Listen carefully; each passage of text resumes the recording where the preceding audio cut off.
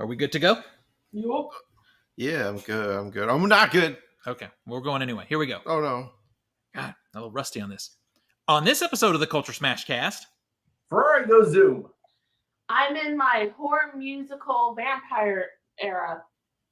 Theater Annoyances. They're worse than Zach. it's the Culturesmash CAST, episode 632 for September the 13th, 2023. I'm Stephen Lackey, editor of the Culturesmash CAST. Nico? Nicholas Qualls, contributor to Culturesmash CAST. Did Nathan freeze for anyone else? Yeah, you guys are frozen for me. Tina? Tina Qualls, contributor to Culturesmash TV and parent monkey gym / fart receptacle. Nathan?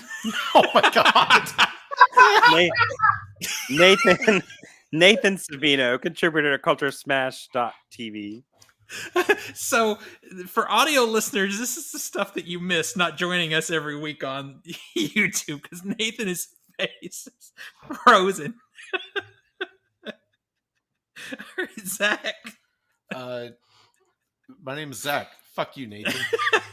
He dipped Turn out. off your camera and then... Oh, he dipped. Yeah. Well, you know what? Fuck you too. He's coming. He refreshes connection. Holy shit.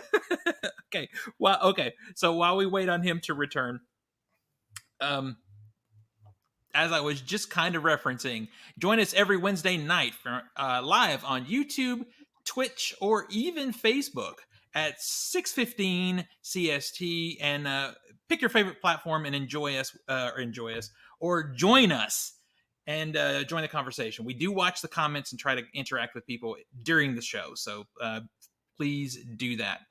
Special thanks to Skinny Mixes for supporting the Culturesmash CAST. Skinny Mixes are coffee and dessert syrups that are 0 sugar, 0 calorie, and 0 to 2 carbs. Head on over to skinnymixes.com and try some of their syrups, such as the white chocolate, salted dark chocolate, and salted caramel, and the variety of cocktail mixes they offer, including the margarita and different fruit flavor infusions. Use promo code Culturesmash for a 15% discount on your order. They currently do have the fall flavors. They have a pumpkin spice flavor and some other Halloween-y kind of stuff coming, so it's a good time to pick up some Skinny Mixes. And like herpes, I pop back up. Exactly. Not the analogy I would have gone for, but hey. You know, if the shoe fits. All right, so real quick, I have to show you guys what I got. Look at this. Look at this. Look at this. Look at my cup. It's a slime. It's what slime? Left slimy? Yeah, it's the new Starbucks Halloween cup. Oh, I thought it was moldy splooge. It has, the splooge actually will turn yellow before it will turn green. No, that's a bacterial disease. And he would know. Yes, I would. I've seen the jar. So, anyway, apparently there's a big battle to try to find these. I know someone that went to 6 stores. Ada popped into the Starbucks and Target and picked it up for me. I had to have it because it gives Nickelodeon vibes to me. That's what I was thinking. Yeah, totally. With that Nickelodeon Riptar turtles. green. Yeah. Little goosebumpsy, that kind of thing. Oh, hear me out. Zach, turn off the lights real quick. Sinus infections. Because Zach's going to switch off the lights. Let me... Does it glow in the dark? Let me switch to my camera. Does it glow in the dark? That one. All of them. Yeah, just for a second. Oh, that's the best Stevens looked. Yeah. Yeah. It does not come through on the camera. Yeah, it's not coming. That can do a little bit. I saw a little bit. Yeah. But it does glow in the dark. Especially, I think, with hot drinks. So it does it with both. Steven, this is the best you've looked.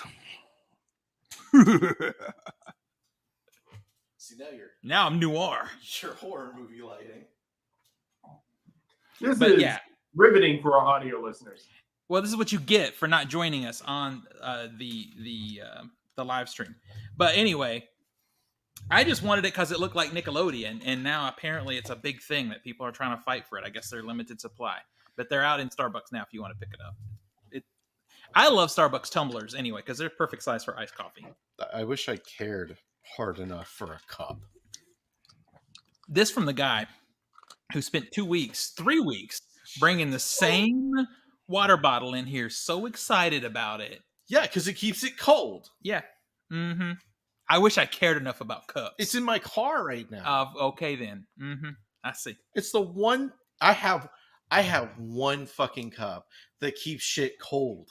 One. And you know what I do with it? I take it to work. I put alcohol in it. Then I drink it. But then I go to work. You get a little alcohol. Residue? Nah. Mm. But like... And You this know. is how we find out Zach's boss watches, and he's fired. Yep. Dude, my And this is why things can't get fixed. I mean, Exactly. no, I am... Okay, real talk. Let me cover this up. I'm actually doing really great at my job. So. Anyway, I just thought it was a cool cup. I'm in the Halloween mood right now. I'm just ready for the temperature to drop and start getting the spooky season going. Like, I'm just so hyped. And me, Zach, and Tina, and Nathan will be doing something really cool the 1st of October. I'm working hard on that, doing our 12 hours of terror. The first? It's at the first The of first the month. weekend. The first first So the weekend. 7th. The 7th, yes. I mean, unless you wanted to do the 30th. No. That'd be really hard, though. Yeah, can't do the 30th. Plus, Why do I... Zach, do you have something on the 7th? Because okay, well, good, because No. we all agreed on this and everybody No. worked out their schedules. So Yeah, I don't have any fucking weddings to go to this year. yeah, And even if I did have a wedding, guess what? Get fucked. You had all year to have your fucking wedding. I'm not going to any more fucking weddings in October. I'm done with that bullshit. You Okay. can push that shit to November, Until... December, August, Is KJ... September. Does KJ think there's a date night on the 7th? No. because Zach did have that look like Yeah. what day is it? Yeah. Because I You're was like, wait a minute. I was like, something's planned. I need you to pull out your calendar before. Anyway, the show's for our over. audio listeners, what it is, our 12 hours of terror is where we get together and we watch 12 straight hours of horror movies, and it's gonna be great.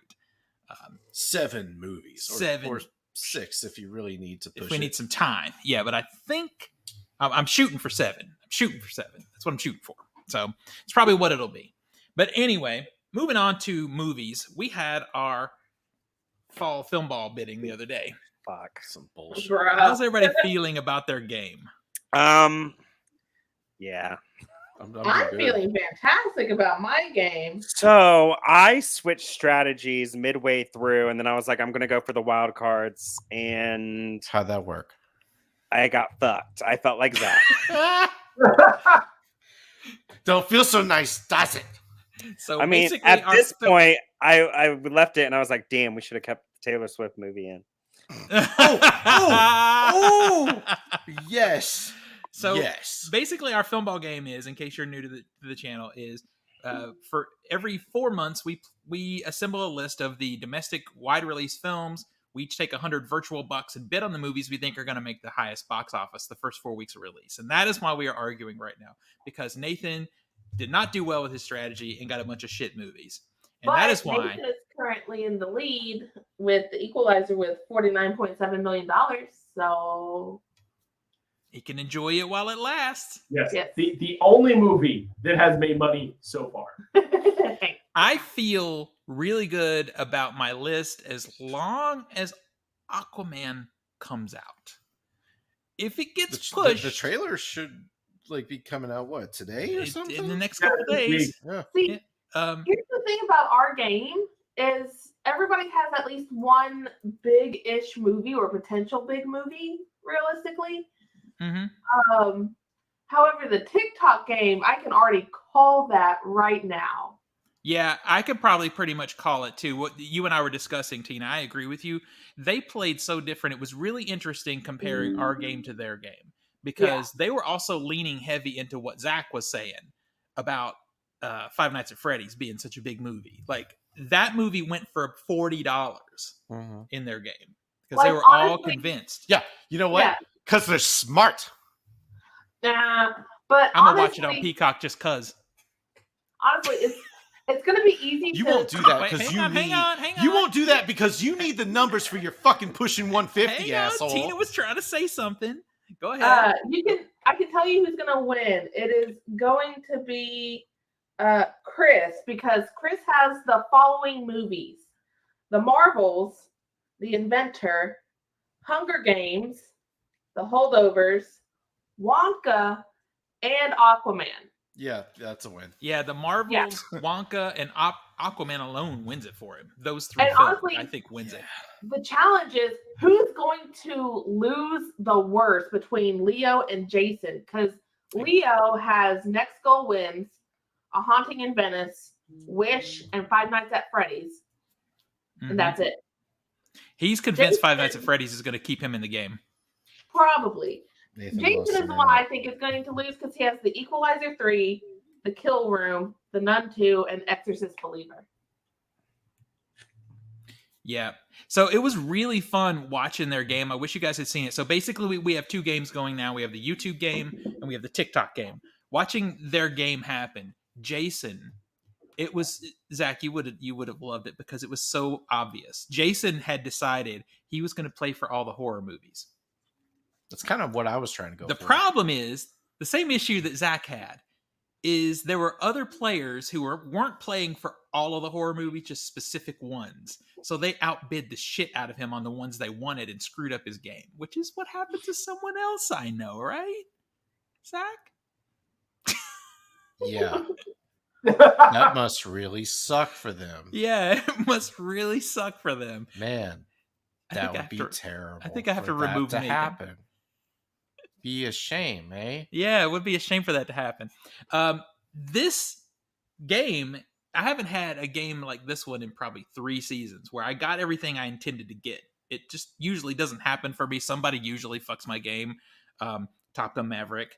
So I owed you that, Zach. I owed you that.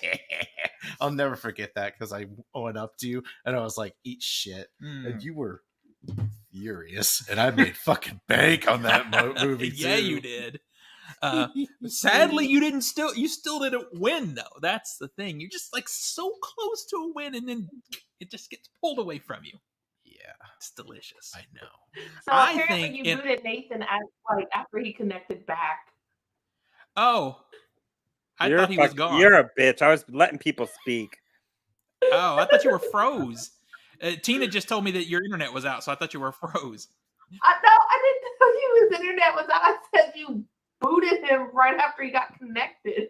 No, before that, somebody said it. That was Nathan, me. Oh, Zach said Nathan has lost internet. And I was sitting here just listening to y'all, and then all of a sudden, I guess I need to remove Nathan. Well, I felt bad for you because of your game. And see, what's going to happen, interestingly, in this game is the loser of our YouTube game will then go play with the TikTok group. And the winner of the TikTok group is coming to our game here on YouTube. To God, if I have to fucking download TikTok. But it looks like I won't have to. But I swear to God, if I do. I mean, honestly, at that point, just when film bidding comes on, just go to Stevens. Yeah. Well, it's not. It wouldn't work anyway because to get on a TikTok live, you have to have at least 400 followers. Oh, well, nope. I'll be coming here, I guess. So you'd be coming here, just like Nathan is going to do when he loses. And I'm kind of excited to lose because the TikTokers do not know how we play and they don't know how I play. Steven and I were talking about it. Nate, you were going to destroy them. And when I reminded them, just make cat videos. Yeah, when I reminded them the other night that that's how we were playing, they were like, oh God, someone we don't know. Oh, bad touch. Somebody said that. Bad touch. And I'm the one to bad touch. Yep. That's my prediction is Nathan is going to get stomped in this game. And I think it's kind of... I mean, I'm pretty sure I will because if the color purple gets bumped, I'm screwed. And I don't think that would get bumped. I don't think it's going to get bumped either. I think there's too much money on the table for Christmas Day. There's too much We Want Oscar on the table. There's that. But there's also Christmas Day is going to be a hot day for that movie, I think. Yeah. You know? So I don't think that's getting bumped. You texted earlier that me and Nico, all of our movies have been greenlit for release on time. That we know of. Yeah. Yeah. So we're gonna see. I think I know the trailer is about to drop, but I still feel edgy about Aquaman. I just don't know. I still believe it was a risk, but was willing The to take it. Aquaman To see trailer how is it going went. to open. Going to end with coming January 2024. Right. That's what or March 2024. Easter weekend. Exactly. All right, so moving on real quick. I'll just talk about a few movies that I've seen. We normally do a deep dive review, but you guys haven't seen these. I saw The Equalizer 3 over the weekend, and I liked it. It's not great, but it's also not bad. It's in that middle space, but it also hits a soft spot for me because I love 80s era canon films where you've got the one guy who's an ex badass who comes to a town and gangs are trying to take over and he has to be the one man Terminator to save everybody and like kill all the bad guys. That's this formula. It like the biggest problem with this movie is it still tries to be too slick. If it had gone more canon route and been cheaper, a little bit more gritty, I would have loved. It would have been chef's kiss. But it's Antoine Fuqua, so he's still got to try to be a little bit slick with what he does. The things that really surprised me that I appreciated is McCall has become very nihilistic. He doesn't just kill; it's freaking brutal. Some of these kills, some of them are really bad CGI, but anyway, I think I gave it a 3.5 out of 5. It's a nice, solid, fun little action movie. I enjoyed it. Much better than the second one. The Nun Part 2 is a big piece of hot steaming garbage. It's so bad. It's boring. Which Which says a for lot you because is a even low bar. It Because you like nuns. Yeah, but now to be clear, I like nuns in horror. Yeah, but I'm very my preferred is Italian nun horror movies in the 1960s. Okay, because or Benedetta or Benedetta because they're still like fucking hot. Like they wear makeup and sometimes get naked. Not this is modern nun stuff, which is still kind of fun if it's done well. It's still Catholic stuff, so it can be creepy. No offense. Well, maybe a little. But this one is just boring. It's just like you really only see the scary nun that's in it. You only see her like twice. What? Yeah. So basically, the Nun 2. All of the good scares in the fucking trailer. They did 100%. The best scare in the movie is in the trailer. And you know which one it is if you've seen the trailer. Because I was about to say in the trailer, I was like, man, that's a good scare. It is. It's the best one. Oh, it's the best one. Yeah. So and also the Nun 2 with like one nun. Yeah. Yeah. In fact, they're not even in a monastery or anything or whatever. They're not a convent. They're not even at a convent. They're in a school, and the school basically has 2 employees. Like it's like I'm like, where is everybody? Where is everybody? And there's an MCU style post-credits scene.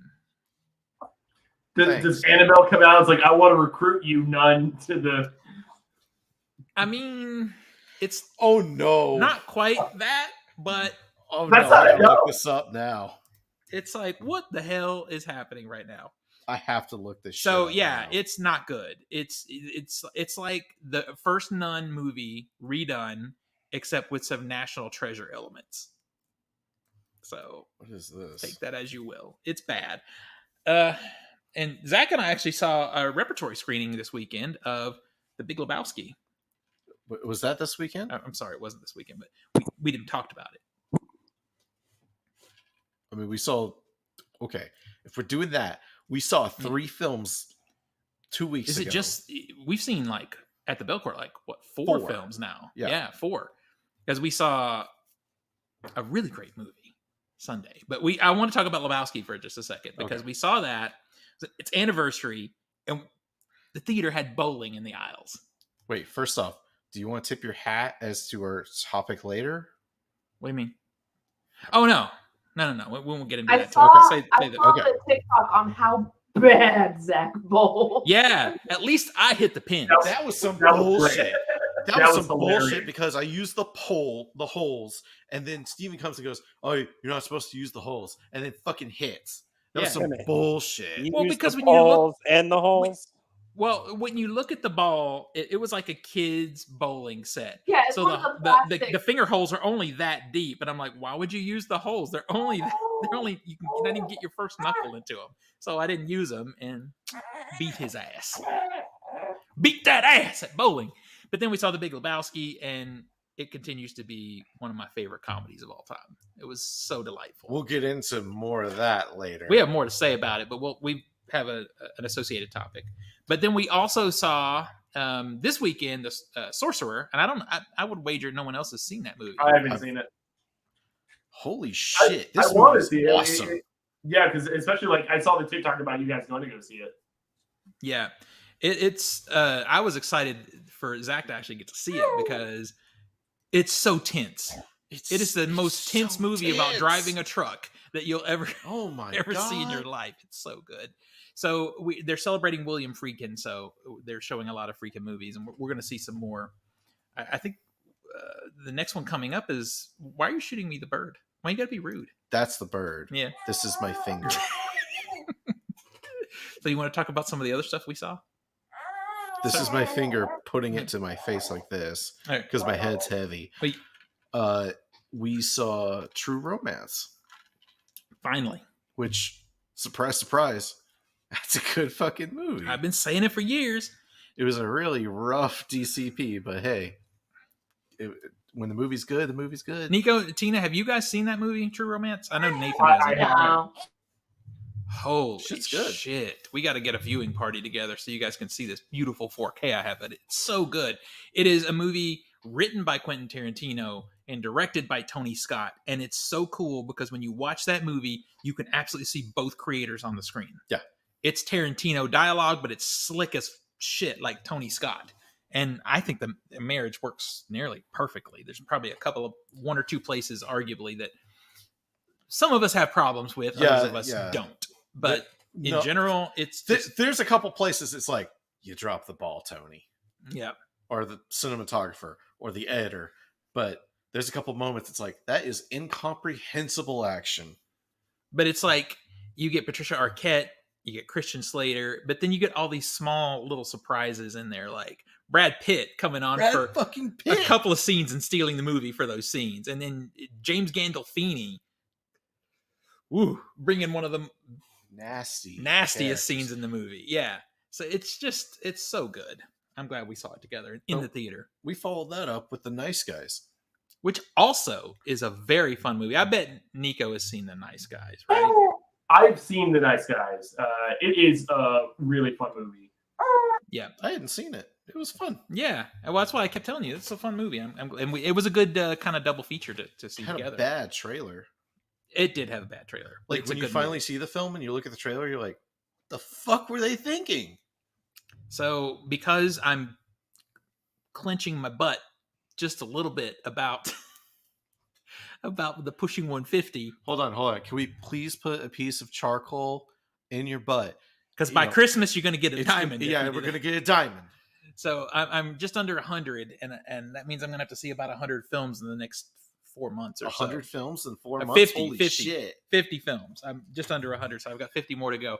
But anyway, so I went and saw Perfect Blue, which was not a pain to see. That is a beautiful Is there any issues with that movie? Does anyone anyone have any issues with Perfect Blue? I told you that. I don't know why I don't give it a 5 out of 5. No, it's a 5 out of 5 for me. Because I can't really place an issue. If you haven't seen it, it's an anime, but it rises above just being an anime. It's just a great fucking movie. So, but then I had to sit through the new My Big Fat Greek Wedding. You didn't have to. That's a personal. Yes, he had to. I have to because I'm behind on movies. You could have found something. No, there wasn't anything. I'm telling you, I've seen everything else in the theater. I mean, he's gonna have to start seeing Bollywood stuff. Oh yeah, it's about to happen. Yeah, I'm about to start seeing some Bollywood movies at our other Regal where they show them because I need to fill in some gaps big time. But anyway, that movie is garbage. It's cringy. The only reasonably funny scenes in the movie are in the trailer, and they're not that funny. There's random dance stuff in there. I don't know. I found it really cringy. Can I ask you how packed was your audience? Oh, it wasn't. Yeah, there was like 7 or 8 people in there. Was there any laughter? No. No one was laughing. Oof. Yeah, no one was laughing. Oof. Yeah. So anyway, that's what's happening theatrically, and that's why we're not doing a full-on movie review right now, because there isn't anything interesting enough for us to all have gone and seen. I mean, y'all saw something I didn't. We're talking about Blue Beetle? Yeah. So let's talk about Blue Beetle. Nico, Tina, you guys want to talk about it real quick? We'll make it short because Nathan and Zach haven't seen it, but let's talk a little bit about it. Nico's currently helping Evie right now, but he and I have the same opinion. It was a fun little superhero movie. I think we determined it was the second best bug themed superhero movie came out this year, and third best overall so far. But yeah, it's definitely not as bad as we're used to seeing DC movies. So we were happy with it. We had fun with it. So, okay, let me put it into terms that will tell you how I feel about it. What if you took the movie Shazam, the first one, and you crossed it with Iron Man 2? I'm not Iron Man 2, original Iron Man. Okay. What would you get? Blue Beetle. That's what you fucking get. I mean, that is a very apt comparison. I agree with that comparison. Yeah. So you get 2008. Yeah. So basically, you have a couple of storylines. One, you've got a family that's, inclusive, which is great, and diverse, which is cool. I do appreciate that stuff in there. But they're about to lose their house. Oh no. That's the start of it. And then you have a young guy. Now, this is not very Iron Man-y, but you have a young guy who gets access to a badass super suit, right? And there's going to be a villain. Well, okay, so the villain is a person who owns the company where original super suit was discovered. And that person has a deal with the military to build a giant military version of said super suit. Oh God! It's fucking Iron Man. Yeah, it's Iron Man 1 to a T. Like, I was so mad. I'm like, you have not an original bone in your body. And it literally is Shazam and Iron Man cross this movie. But let me ask you a question. Yep. Is Batman a fascist? Does that have a payoff in the film? It doesn't have a payoff. It doesn't have a payoff, but that line makes more sense now that we know the character that says it, like his thinking. Yeah. Like it's normal dialogue coming from this character. Yeah, but it's a fucking terrible way to end a trailer. Yeah, it is, but because it's not as funny as they make it out to be, but it contextually, I agree with Tina. It does make more sense once you understand the character. But there is a thing in the last act that really bothers me. There's one character in this movie who, it's a family movie. Like Shazam. Yeah. It can't just be one guy. This is the Shazam part. The rest of the family has to be involved too. And there's all these opportunities for this one particular character who has a reason to kind of understand the technology that she gets sidelined. Instead, we have a bunch of people that are just your regular people who all of a sudden know how to fucking fly bug ships and all kinds of stuff. I got so mad. I'm like, you're sidelining a good character who could have a reason for knowing how to do all this and pushing her to the back as a damsel in distress for the most part, so that this family can all have access to super shit. I think it's a bad movie. Oh, thanks. I hate it. It's not as bad as a lot of DCEU movies, but it's a bad movie. Does it feel like it would play better if it was like a Max exclusive? Yeah, because it was supposed to be. Yeah, it does. So this is just a matter of expectation and scale, I guess. Well, I don't know. There's no reason for just really taking two previous IPs and ripping them off to create something. Yeah, but I don't care where you're playing it. It doesn't matter to me. Okay. It should be better. I guess it hurts more because it was, an X dollar amount of Uber to get over there, X amount of dollars to ticket price. I needed it. It was outside of that. It was better than the Fat Greek wedding shit. Yeah, but you were seeing 4 movies that day. Nico and I enjoyed it better than Ant-Man and Wasp: Quantumania. Yes, agree with that. Because There are some endearing characters. There's some characters the that I best like. live-action bug-themed superhero movie of the year. That's very specific, and I agree with that assessment. But the other thing is that I have an issue with is it's kind of like the Green Lantern effect, where I love Green Lantern in comics, but once you move that character to a film and he can literally create anything out of nothing, he's so overpowered. He's so OP. There's like, oh, I need this, I can create it. I need this, I can create it. You know, there's no weakness to him, and it just to me doesn't work as well in film. So it's bad, but we'll move on. We got a few stories to talk about here, but what I wanted to do first is for us to start kind of highlighting some movies that have been cleared by SAG and by the WGA to continue work, because these companies have said, we will pay whatever. We will honor whatever agreement you guys want to make because we know you deserve it. So these movies are allowed to continue. So I think it's cool and important for us to actually highlight those. Since we don't have a big movie to review together, then we have those here with Nico having the first one. If you're ready. If you're not, we can have Tina go first. Yep. Give me just a moment. One. Whoever it's easier for. Well, I got it. Nico's going to go. All right. All right.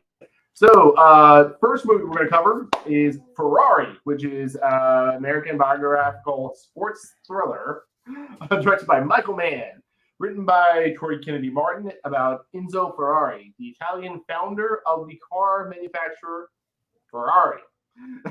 Surprise. It's based on a 1991 biography, Enzo Ferrari, The Man in the Machine, by motorsports journalist Brock Yates. The film was selected to compete for the Golden Lion at the 80th Venice International Film Festival, where it premiered at the end of August. It is scheduled to be released on Christmas Day by Neon in the U.S., starring Adam Driver as Enzo Ferrari, because Driver. Also Penelope Cruz as Laura Ferrari, Shailene Woodley as other characters in this movie. But yeah, Adam Driver, the guy who drives, is the car maker.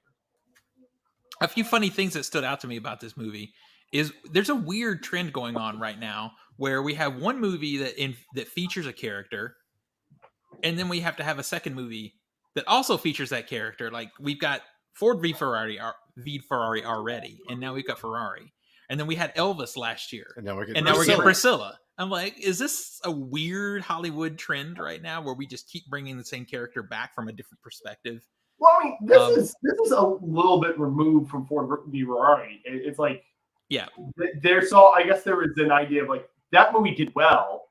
Let's continue hitting that well of material. Yeah. Ferrari, there's a biopic. There's a biography book that we can use. So it makes sense that studios would go in that direction. I guess similarly with Priscilla, but also I guess doing a biopic on Annie Presley is probably going to be a sensible move. Yeah. Also, isn't it funny? Like Adam Driver isn't he getting a weird typecast happening after doing Gucci? And now I would point more to what was that fucking musical he was in? Yes. Amazon put it out, and it was just shit. I don't know.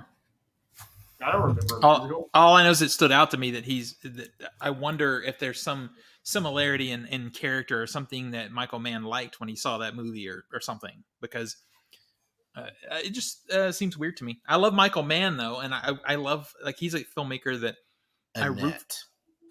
Yeah, I haven't even heard of it. You'd recognize it. I have heard.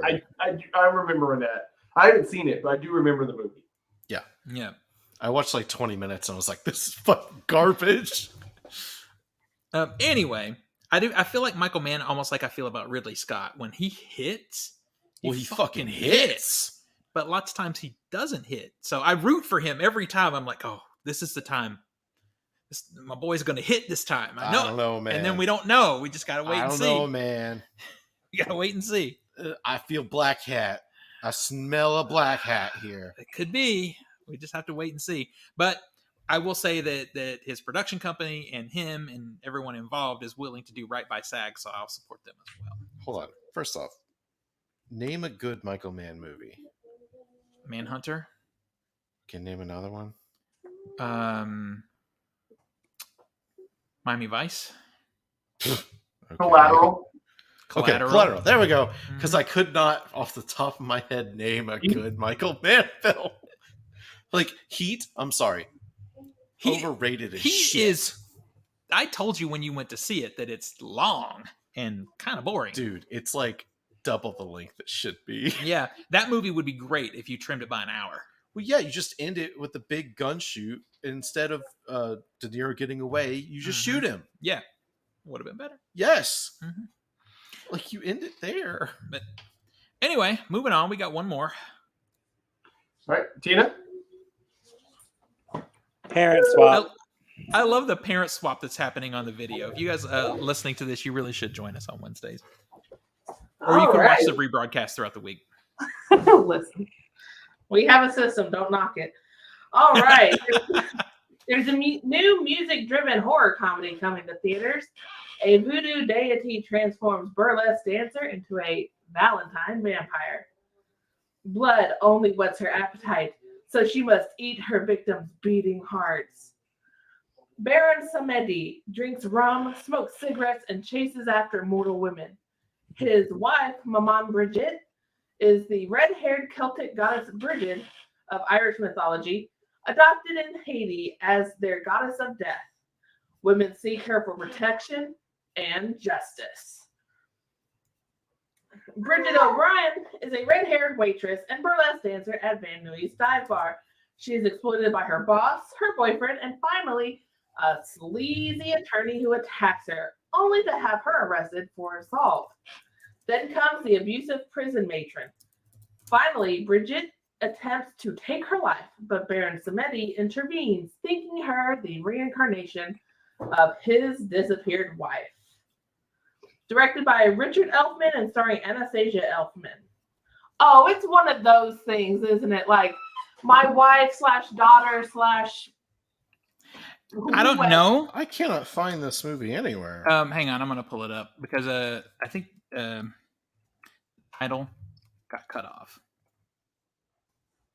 You didn't give the title, which means I cut it the fuck off. Bloody Bridget. That's it, Bloody Bridget. Yeah.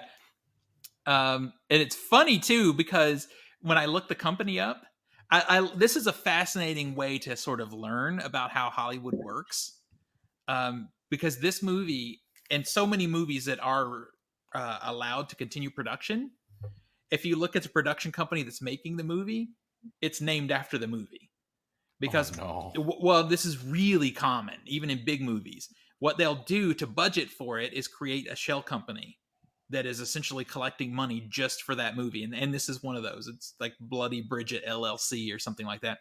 And you can go to the SAG website and look at the list of cleared movies and see just how many are under these type of companies to get their financing together.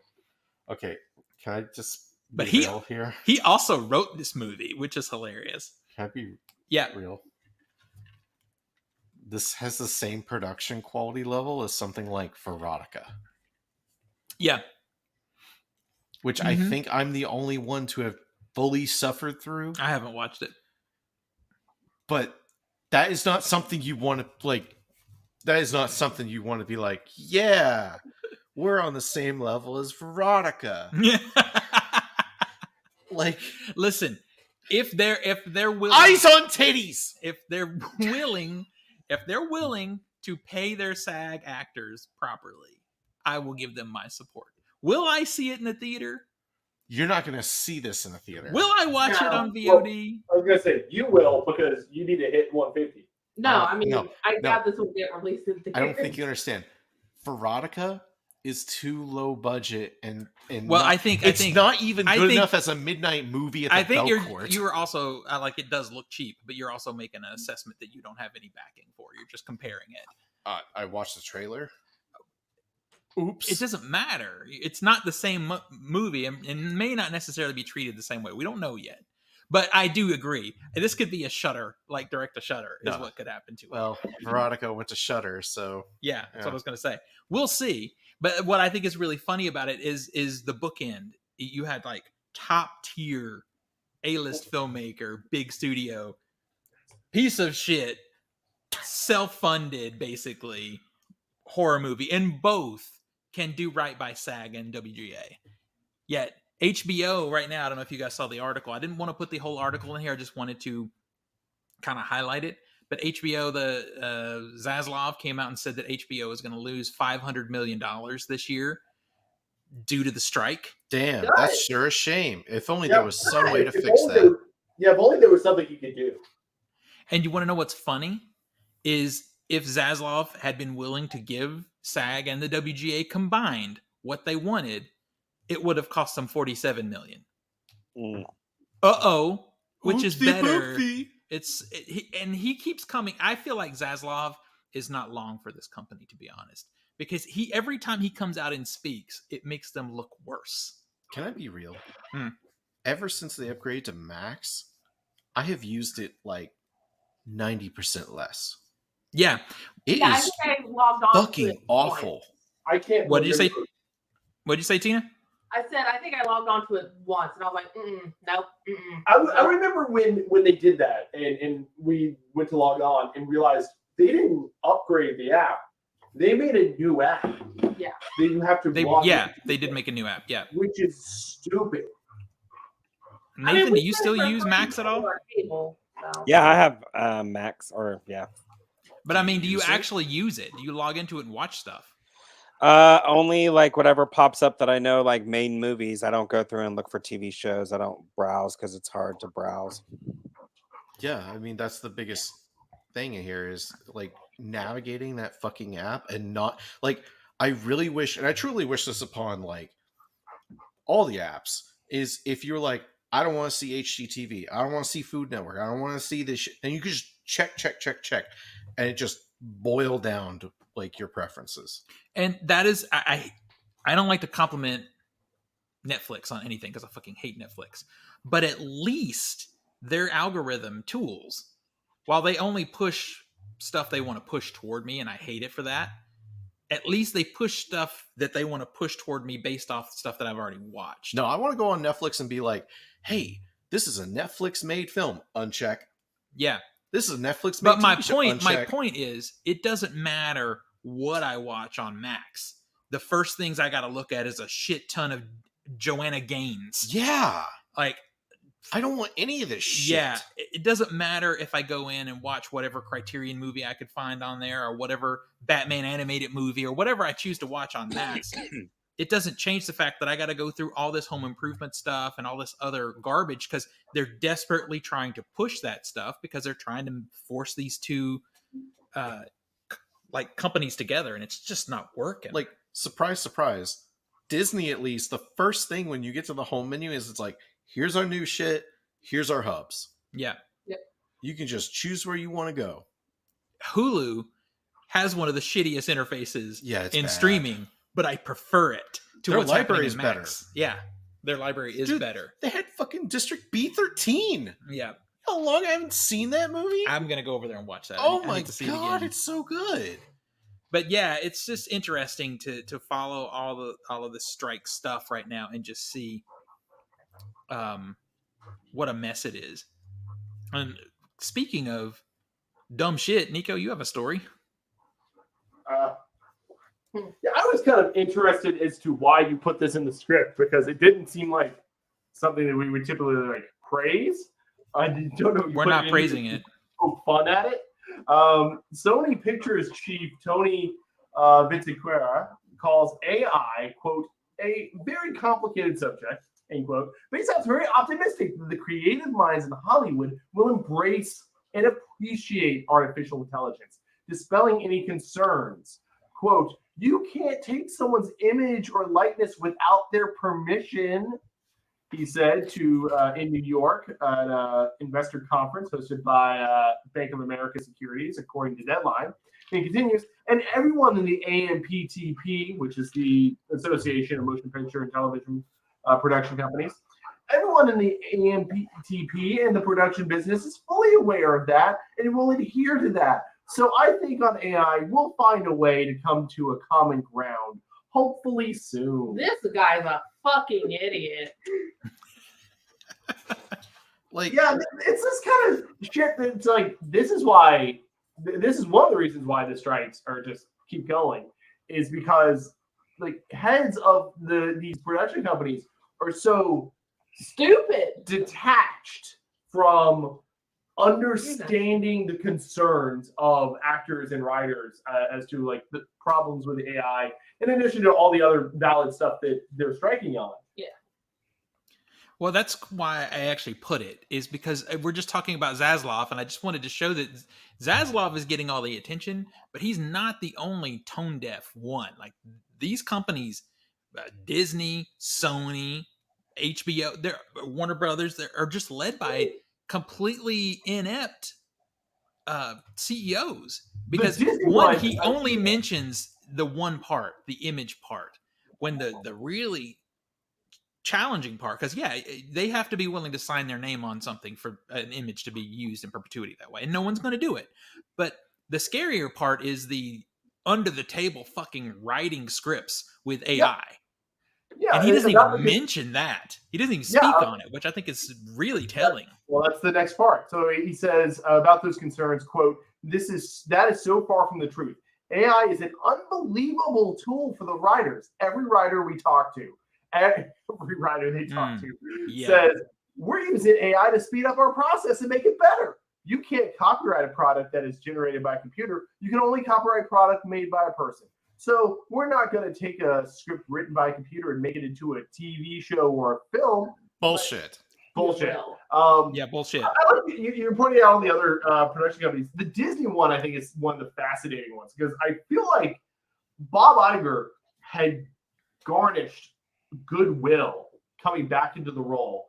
Ousting Bob Chapek, who was being very vilified in terms of how he kind of was handling Disney through the pandemic, how he handled Disney Plus coming into a thing, and also kind of how directing Marvel, and a lot of other decisions that a lot of people just were not happy with. So Bob Iger came back and said, hey guys, I'm back. Chapek's gone, I'm back. And it seemed like Disney fandom, I guess, for lack of a better term, and also investors were just like, yeah, great, Iger. And then Iger really comes out on the wrong side of the strike business. It's like, that all just got shot to hell. I guess, except on the investor side. The investors seem to be still very strong on Iger, but a lot of the general social media buzz around him is definitely like, nope, Iger is as bad as like Netflix and Zaslav and HBO and all that. Well, because in the early days, Iger was about the artist. He would do things to allow the artist to create. You know, he was instrumental in keeping Pixar segmented off, siloed, to let them do their work. But he's not that guy now for some reason. Because the big reason, I think, is because they're trying to buy Hulu and they're desperate for dollars. Like, that's why we're getting some cool physical media. That's probably why they're going to bump off all their basic cable channels to somebody. They need $900 million to go and buy Hulu. So any way he can save money, he's willing to do it. And he's just as bad as everybody else now. And that's just so fucked up. So the latest word on the strike is there may be a push to try and get it wrapped up before the end of the year because awards season is on the way.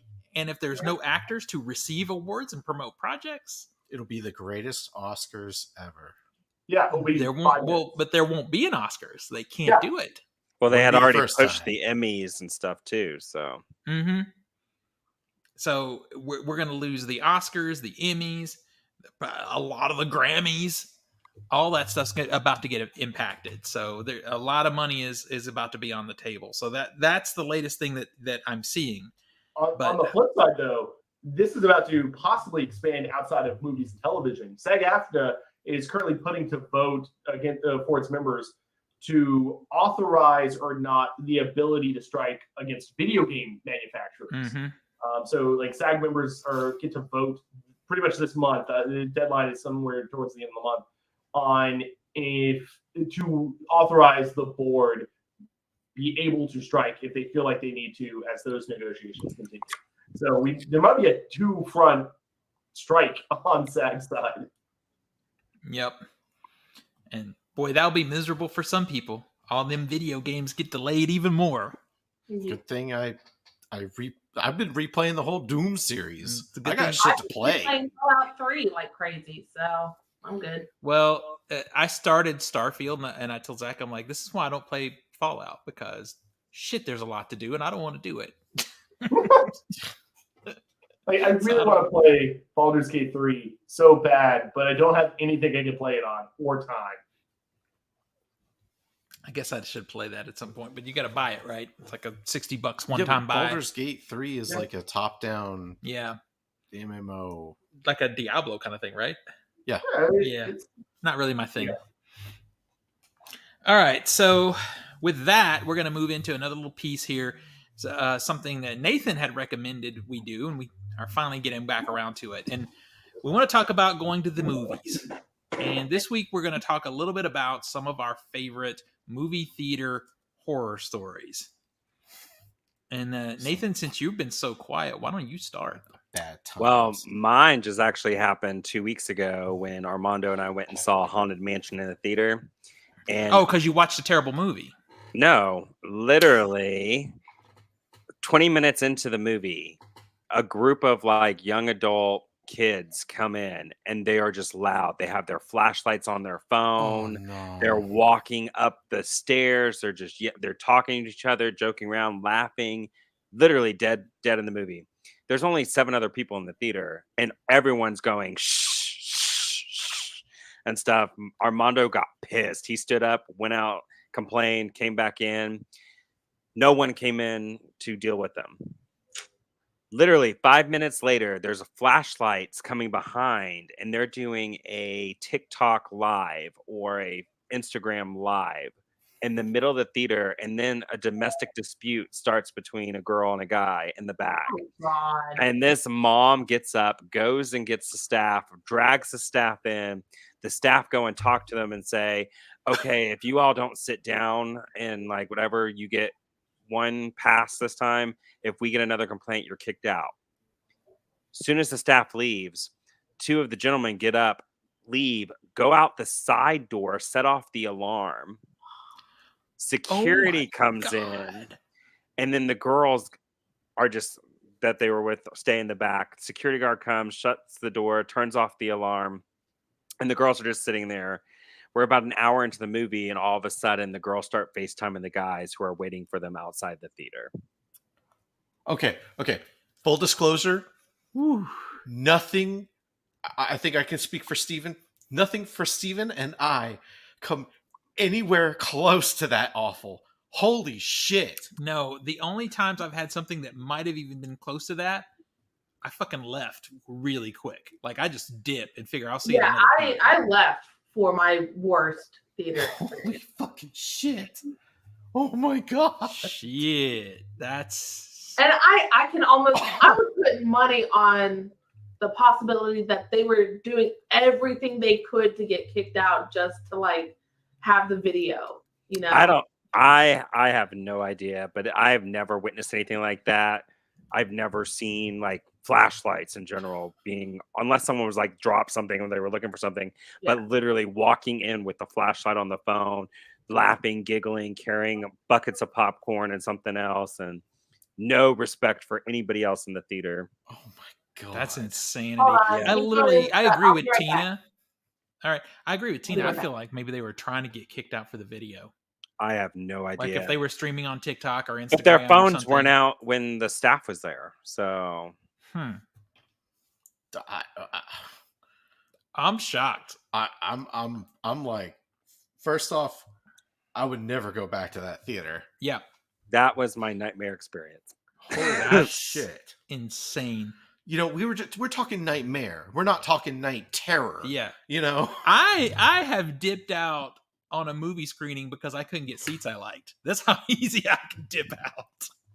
If that was going on, I would have gotten my ticket back and been gone. So many people were so pissed. I've never heard people like, it was literally like Scary Movie, you know, when she's sitting there laughing and people are like, shh, stop. It was louder than that. People were like, and the one woman who went out and complained, she stood up and said, "Are you freaking serious?" She goes, "Are you freaking serious? Like, there's other people trying to watch a movie. This isn't your living room." I'm at a loss for words. Yeah, boy. That's. I mean, I feel like I don't even want to talk now. Yeah, I mean, it's kind of like our bad experiences are kind of minor inconveniences compared to that. I feel like I've been to the theater in some times where it probably got that bad, but just at the smell of it getting bad, I just dip. I don't have any tolerance for that level of shit in the theater now. So like I've said, if I didn't pre-buy a ticket and it sold out the good seats, I don't even go. Well, you know what's I'll funny? leave. Funnier too. A couple weeks before that, when I went and saw Oppenheimer, the only bad experience about that was the people getting up, walking out because they were offended by the talk of Nazis and Soviet Union. What that actually is kind of funny. I was like we saw two people leave because when they started getting really into like the Nazi conversation and stuff, this woman got so upset and mad, and she stood up and her and her husband just left because they thought Oppenheimer was so offensive to be disgusting. It's like what fucking what? Yeah, what do you not know history? Yeah, I was about to say World War II. You kind of have to talk about Nazis once in a while. Yeah, that's crazy. I mean, I wouldn't say this is a nightmare scenario, but it was a very interesting time. It really was. A week and a half ago, seeing The Big Lebowski, and it's the Big Lebowski. There's the dude, and we said, there was bowling. There's bowling. People were in costume. There's White Russians. Yeah. So like 35 minutes into the film, the dude goes, "You mind if I smoke a J?" And he pulls out a joint. And this is what happens in the movie. Yeah. And we're in the third row. Yeah. Because that's where we sit. We have our spot. Yeah. And there's a guy directly in front of us in the second row, and he just lights up. In the theater. In the theater. And both of us are like, what the hell? Yeah, we were in shock. It's like, first off, this ain't your fucking living room. Yeah. Second off, you don't smoke in fucking theaters. Third, you are not the only person allowed to smoke at the Belcourt, who is that, Steven? It's Norman Reedus. He's the only person that can smoke in the Belcourt. He's literally the only person who was like, you are allowed to smoke here. Was it a cigarette or was it a joint? I think it was a cigarette. I think it was a cigarette. You would have smelled a joint. One puff and then put it out. So I went and told the staff. Yeah. Because I was like, we snitch. We don't give a fuck. We snitch. Well, now I'm taken out of the film. Because Yeah. I'm like, am I about to fucking have to smell this? I was having a good fun time with Big Lebowski, and all of a sudden there's this guy was kind kind of like in costume a little bit. I think he was taking the whole cosplay aspect of it a little too seriously. So was it a real cigarette though? Yes, it smoked. It was. Yeah. Because they do make the fake ones that do smoke. Like it's like a fake. He lit up. Oh. It doesn't matter, honestly, what it was. You don't pull a lighter out and strike it in a theater. Yeah. Yeah. So, yeah, they kicked his ass out. Yeah. And then it took me another 15 minutes to get back in the movie. groove. Yeah. That's the thing about the art house theaters, though. And I wonder if they're all as aggressive as ours is. But 99% of the time, if someone does something and you tell, dude, they put your ass out. I came out and I was like, honest to God, this just happened. And they were like, excuse me, what? Yeah. Second row, guy in the second row. I stood in the back. He went down and came back. I met him back outside. I'm like, no, it's the guy in the second row. He's the only guy in the second row, middle section. I swear on my life he did this. Yeah. And they kicked him the fuck out. So there was another time Zach and I had gone to see a movie there. And there were a couple of girls that were in the theater. A couple?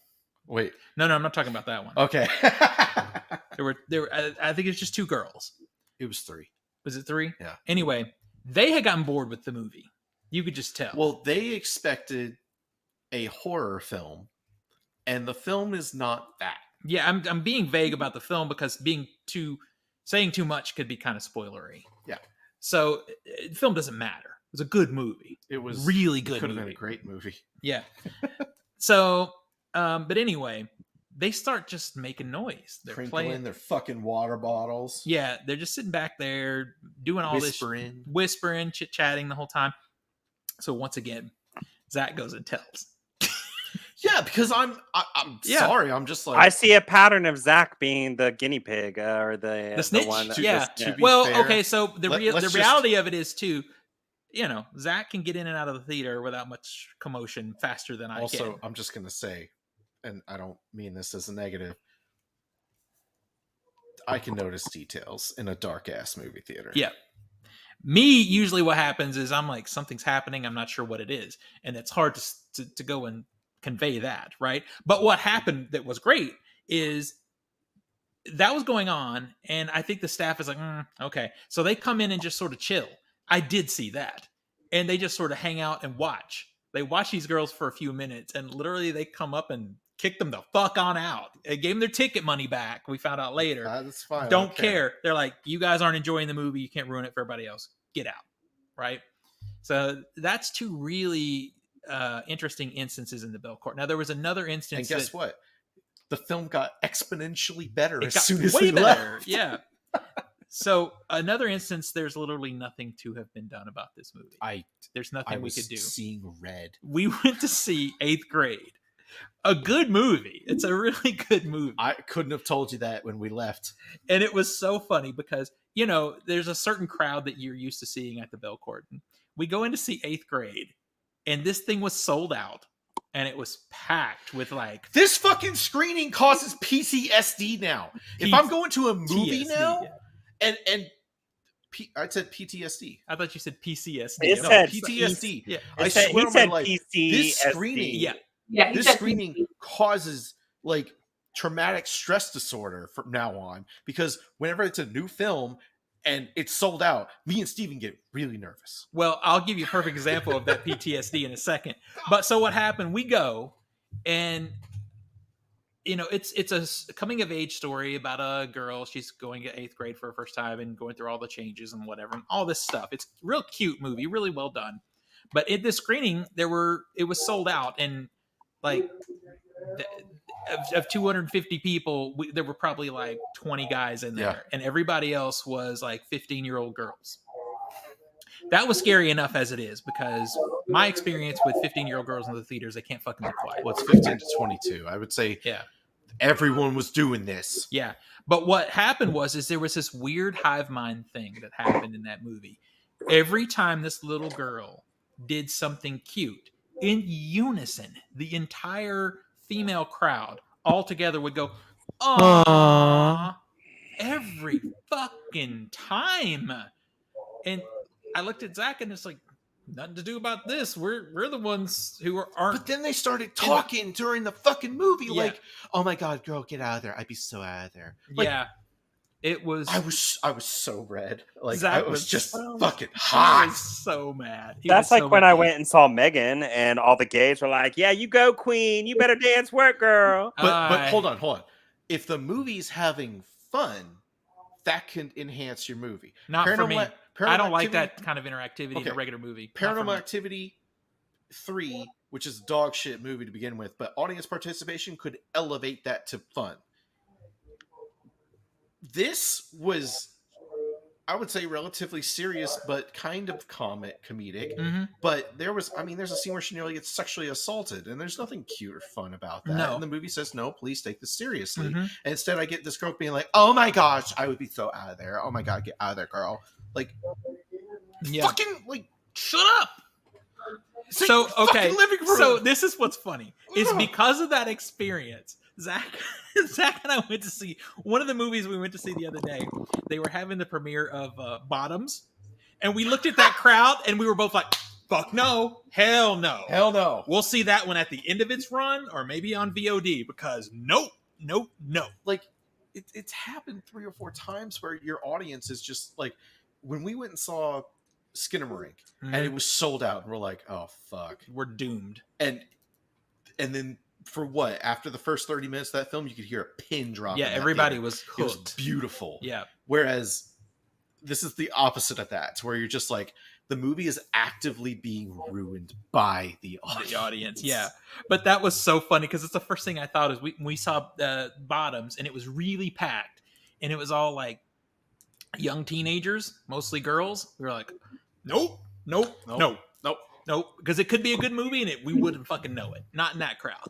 I had a guy talk the whole, well, it wasn't talking, but it was like whispering the entire runtime of John Wick 4 when we went and saw that.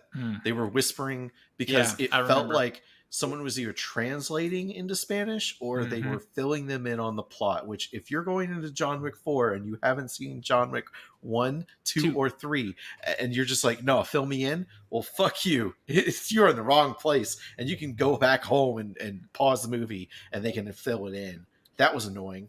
So speaking of things being filled, me and Nico's most traumatic, I believe, theater experience actually happened. Oh no, I know this. And we were in Ireland for our honeymoon. We stopped over in Cork on our way back from Blarney Castle, and we decided Spencer at that point was out in theaters, and we found an art house theater in Cork, and we decided let's go see this movie. Because I mean, come on, it's a movie about Diana, and we're that close to England. Why not? It was a great theater. It was a really cute theater. All the staffers were very polite. The popcorn was good, like crushed velvet drapes and seats, like that kind of setting. So Nico and I are hyped for this. And Spencer, it's a very dramatic movie. It's starring Kristen Stewart, and she does fantastic in it, really. And then about 20 minutes into the movie, this couple sits behind us. We're relatively in the far back row, but this couple sits behind us. And we start hearing like giggles and noises that one should not hear in a public setting. To the point where half an hour later, I am smelling what they're doing. Oh God! Fluid sounds leave nothing to the imagination. And as soon as I smell it, I'm like, I can't. Was it anal or was her punani just nasty? She needs to go see a doctor. I think she had no, I'm serious. I think she had a raging yeast infection because it smelled straight up like canned tuna in that bitch. So I leave. I'm I can't do this anymore. Like, I wanted to see this movie really bad. I can't. So I go outside and I'm like, I'll wait for him out here. I'll just be on my phone, and then maybe we can catch the cleaners, the people who go in and clean out the popcorn and all that stuff before they get fully in, so that way we can let them know, because this is also 2021, pandemic is still going on, and you're going to have sex in a theater with bodily fluids and then have these unsuspecting, mostly teenage-esque workers cleaning the theater and not knowing that they're about to touch bodily fluids. Like, no, I can't do that.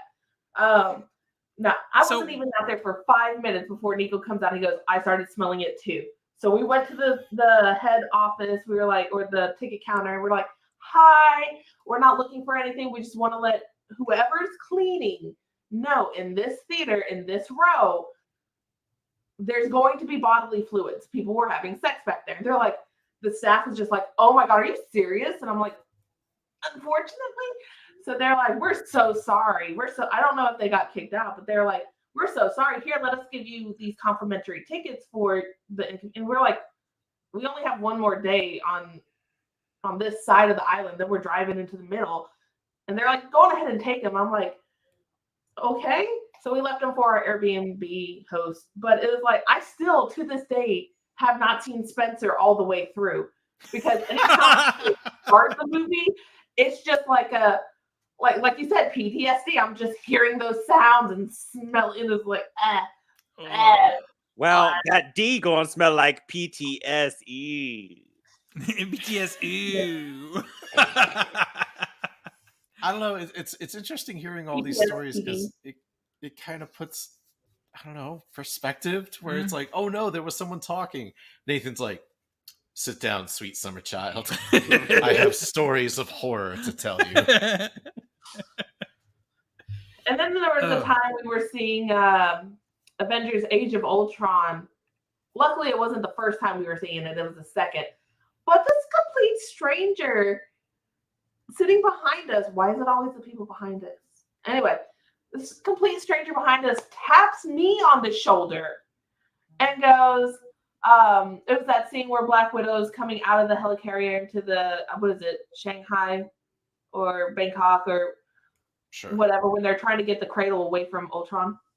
And he goes, so funny thing about, you want to know an interesting fact about that motorcycle? And I was like, dude, I do not give a shit. I was like, I'm trying to watch a movie. I don't care. Wow. It's like, yes, I know that that's the first electric motorcycle. Yes, I do. I'm very well aware of that fact, and I refuse to interrupt somebody else's movie experience who I don't even know to go over that fact. That's insanity. The man let the intrusive thoughts win. And then he just leans back and just starts muttering about how much of a bitch I am. And I'm like, I am A-okay taking that hit, being the bitch who said shut the fuck up during a movie. Like, for real. So here's something funny. This is an ongoing problem now that Zach and I have. And it's kind of just a weird little thing that happens. So at our art house theater, I've been going to this theater for 20 years. Here it comes. And I go in there. Here it comes. And I sit in the same fucking spot every time I go to the movies. And Zach and I have been going together at least 10 years. I just want to say, guys, if you're listening, it's not personal. It's not personal. But, so we've been doing this for this long. You know, and it helps. It's a compromise. It helps me a lot because I never know when we're watching subtitled stuff or whatever. So we sit third row center. It's just where we sit. It's not, doesn't break the neck quite as badly, but it's close enough for me to see things. And for some reason, this past 6 months, maybe, if that, maybe past 6 months, there's two guys who randomly just started going to the theater at every movie that we go to. It's like if the four of us sat down and compared purchases, they buy tickets to the same movies we do. And they would come in, and Zach and I usually take our time because nobody fucking wants to sit that close in that theater. Because we usually have free reign. Yeah, so we just chill, we wander, and there they are. It was happening for like weeks and weeks and weeks. They would be in the spot, and we would be pushed up to the second row at that point because going back to 4 is a little too far for me. And it was miserable. And it's like not even their fault. They don't know. But it's just weird theater things, right? But the part that is a problem, we solved that issue. We stopped being lackadaisical about the seats. We get there 30 minutes open, early. We're just now. like, fucking run! Yeah, the minute the doors open, we bust ass in there. And I think they've started to see us do it at this point now, too. Because sometimes they'll be at the theater, too, but they're a lot more chill about it. They don't rush in. But then they sit in the fourth row right behind us. Zach and I, you know, unless it's a movie that's supposed to be interactive or supposed to be silly, whatever, we're pretty serious about the movie experience, you know? And it's not that big a deal because, like I said, we're usually fucking alone in the first 5 rows of that theater. Yeah. But these guys are not as serious. They tend to chit-chat amongst each other a little bit sometimes. They did finally stop that. They started trying to involve us in the conversation because we've been friendly to them. And we don't respond. Like if you try to talk to me in the theater when the movie's going, no, I act like you don't exist and hope that deal handles it. And it kind of did. They chilled on that. But like, it's weird post-pandemic, the other things that you notice.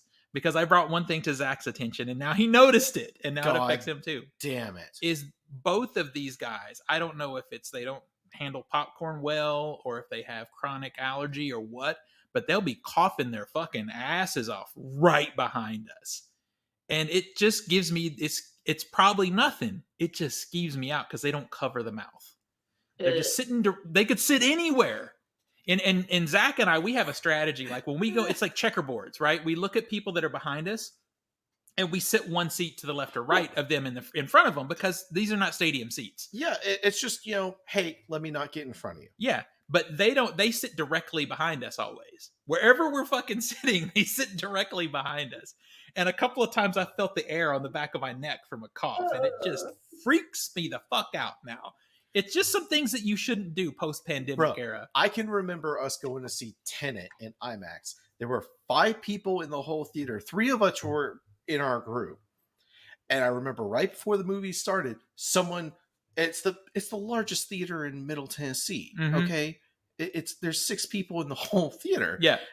Someone coughed and everyone in that theater went tense. Yeah. Because it's August 2020 and someone coughed. Yep. Okay. Like, you can't just go back to there's no going back from that. Yeah. Especially if you have any intelligence about what's going on right now. 1 in 45 people have COVID right now. So if you're sitting there coughing with your mouth not covered and you're sitting fucking directly behind somebody, it's going to freak some people out. And one of those people is me.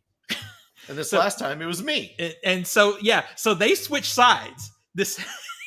And the really bad perpetrator sat behind Zach, and Zach's like, yeah, I get it now. It just tenses you up more now than it would have in 2019. It's funny. It really doesn't help that, like, usually with midnight movies, usually they're in our 66 hall, which has, I know you don't believe me, but the better seats. They all suck. But they're the better seats. They are the better seats. So we've been stuck in this 25 hall, which has these seats that, for 2 hours, you'll survive. But when you're doing a double feature and it's 4.5 hours long, your ass and lower back starts to really hurt. And you tend to lean back in the seats a little bit too. So it puts you even closer to the person who's sitting directly behind you, coughing with their mouth not covered. Dude. And it's like, oh, dear God. Dude, towards the end of Nice Guys, because we did, again, double feature of True Romance, Nice Guys, it's like 2 a.m. and I'm like leaning over like this, just trying to stretch my back out. So that's just some weirdness. It's just a funny, weird thing. Nico, you didn't get to actually say one. Did you have one you wanted to share? Devin and Tina said the ones. I know the Spencer one and then the Age of Ultron one.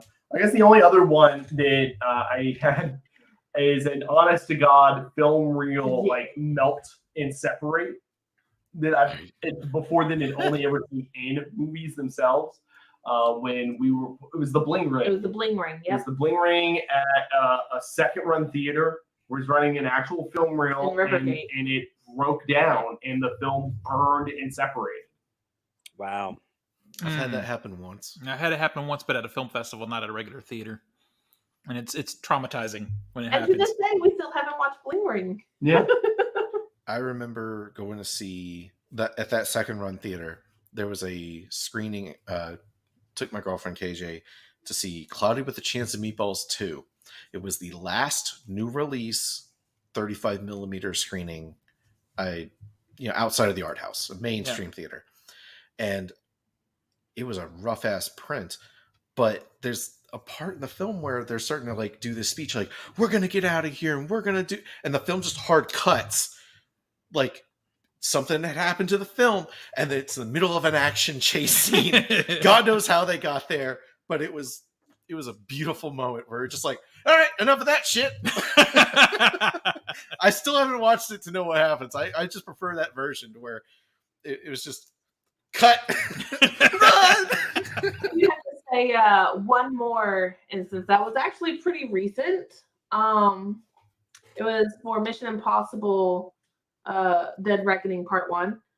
I apparently got sat right next to, I booked my tickets way in advance and I choose as far away from everyone else as possible. But apparently these people wanted to sit right next to me, and this guy was super fucking racist, super fucking loud, super fucking snotty, and super fucking old. So throughout the entire trailers, oh God, he hated the Barbie trailer because it was the one where Ken was singing. He hated that. That was a gay movie. How dare they promote a gay movie in front of such an American movie like Mission Impossible? Un-American movie. Mission Impossible's international. Yeah. You know, Or while Luther's leaving, he's like, of course it's the black guy who leaves. They ain't loyal for shit, and bet you Oh they my could. god! And, That would have been like so I'm mad. talking racist ass fucking comments the entire movie, sexist ass comments, like borderline rape jokes on some of the female characters, and I'm like, I want to commit harm towards the elderly at this point. But Yeah, see, I probably would have gone and said something to management to listen. These guys saying nasty stuff, and you shouldn't be talking to begin with. Yeah. Then you'd be missing Mission Impossible. Yeah, that's the problem. You catch the next show though. Well, Nathan, this was your idea to do. You started it. Let's end it with you if you have another one. I really don't. The only other nightmare experience I had, it was more so like laser lights or pixels being dead pixels on the screen. On the screen, where it's like it's so distracting. I'm like, or like when the picture is not matched up to the screen. Like, what was it? Dominion? No, Jurassic World. Yeah. Yeah, Jurassic World Dominion, when it was like cut off because they didn't line up the projection. So like some of like at least 4 or 5 inches, almost 6 inches of the movie was off the screen up top. Oh, it was bad. See, I guess I'm just way more hardcore, because when we had one of the auditoriums at my preferred theater, Green Hills, yeah, had a dead pixel in it. If I bought a ticket and I saw it was in that screen, I canceled my fucking ticket, because I knew until I went in and saw that they had fixed that dead pixel. And then if something is like that out of alignment, I'm gonna go say something. And if they don't fix it, I'm gonna cancel my ticket and go later. I know that's harder, I guess, for you guys, especially now. It is. Yeah. But I've always been that way. Like I don't care. Like I'll go get a cocktail or something and see the next showing in a different screen, because I just won't do it. Yeah, my computer's about to die. Yeah, we need to wrap this baby up. We've been going for a long time, but it was a good idea, Nathan, and we'll do more stuff like this moving forward.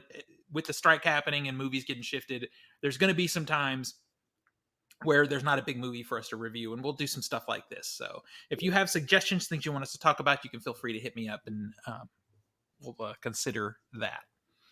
So let's wrap it up. Nico, where do we find you on the internet? You can find me on all greater social networks, including Blue Sky. I'm trying out the new Twitter clone replacement. That one, you can find everything linked, though, at nicholasqualls.com. So just Nicholas. What, you're tired of Threads already? I did not like Threads from the moment I signed on to Threads. Is terrible. I don't understand people who like Threads. Like it's like everything. It's like Instagram, but terrible. I don't know anybody that actually likes it. I think everybody signed up and got hyped for about 5 minutes, and now no one uses it. There's like zero engagement. Yeah. Yeah, it's like. Oh, good. You can find me on most major social medias. And send me some TikToks. I'm always up for TikToks. I might not respond to them, but I've watched them. Cheddar Popper, CHEDRPOPPR. I was gonna say I'd be sending you TikToks. And I watch them. Like when cats are bullying other cats. Yeah, exactly. I love those. Nathan? You got me Instagram, Nate_R_70. Zachy boy? You can find me on Instagram. I'm Master of the Matrix 91. Mm-hmm. You can also find me on Discord and Steam as a dangerous mute lunatic. And you can find me on Letterboxd. I'm Master Z91. I only log the films I see in theaters, though. Yeah, I do the same. I don't log. Like I started trying to log other things. Like you watched it like a Tuesday night at home, and I'm like, I don't need to log that shit. Well, the problem with that is because Letterboxd doesn't do all stuff. If I can't be a completist and log everything that I watch at home, then I don't want to log anything. I'm like, it'll let me log a movie. It'll let me log a limited series sometimes, but not a show. And I'm like, yeah, I really don't like that they included limited series. I remember they did that with the Queen's Gambit. And I'm like, that's a TV show. That's not a movie. Yep. So they either do it all or don't do it. So yeah I just log stuff now that I see in the theater. I kind of experimented a little bit with the blogging some physical media stuff, but when I watch a movie, it's so random, I forget to do it. So, so it just doesn't work. So anyway, you can find me at Letterboxd and TikTok, OTS Movies on both of those. I do a lot of live streams over on TikTok, so you can come and join those. And then on Instagram, Off the Shelf Movies. But honestly, Instagram is just repostings of shit that I put on TikTok. So make your choice. Anyway, we will see everybody next week. Bye.